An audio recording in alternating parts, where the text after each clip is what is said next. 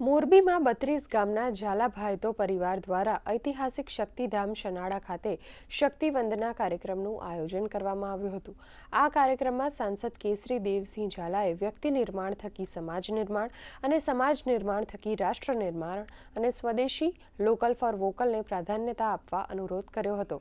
તો જામનગરના ધારાસભ્ય રીવાબા જાડેજાએ કન્યા કેળવણી, વ્યસન મુક્તિ, મોબાઈલના વધુ પડતા ઉપયોગ અને સોશિયલ મીડિયામાં મુકાતી પોસ્ટના દુરુપયોગ અંગે સાવચેતી રાખવા સહિતના બાબતે સાવચેત રહેવા અપીલ કરી હતી।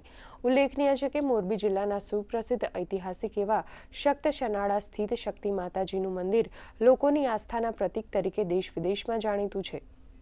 મૂળ 4 સ્થાનો છે એમાંથી એક મનાતું એવું આપણું સખત શનાળા મુકામે 36 વર્ષથી જે આ કાર્યક્રમ સમાજને એકત્રિત કરવાનો ચાલ્યો આવે છે એના ભાગરૂપે આજે ફરી એકવાર 37મો કાર્યક્રમ અહીંયા ગોઠવવામાં આવ્યું છે, જેના અંદર સમાજના તમામ વડીલો, ભાઈઓ, માતાઓ, આખો સમાજ એકત્રિત થઈ અને સમાજની એકત્રિત કરવાની ભાવનાથી જ્યારે બધા ભેગા થતા હોય છે ત્યારે આપણે ખૂબ સારી રીતે આજે આયોજન કર્યું છે। એ બદલ તમામ કાર્યકર્તા, તમામ આપણી જે નવી પેનલ આજે અહીંયા યોજવામાં આવી છે એનું પણ ગોઠવણી અને એમનું જાહેરાત કરવામાં આવી છે। 30 વર્ષની પરંપરા, ધાર્મિક અનુશાસનને વરેલો અમારો સમાજ, એમાં ઝાલા પરિવારના આંગણે આજે 37મા વર્ષે શરદ પૂર્ણિમાના પાવન દિવસે એક ખૂબ સરસ ભવ્ય પારિવારિક માહોલમાં હવનનું આયોજન કરવામાં આવેલું, સાથે 23 ગામના પરિવાર એકત્રિત થઈ અને આ સમગ્ર કાર્યક્રમનું આયોજન કરેલું હતું।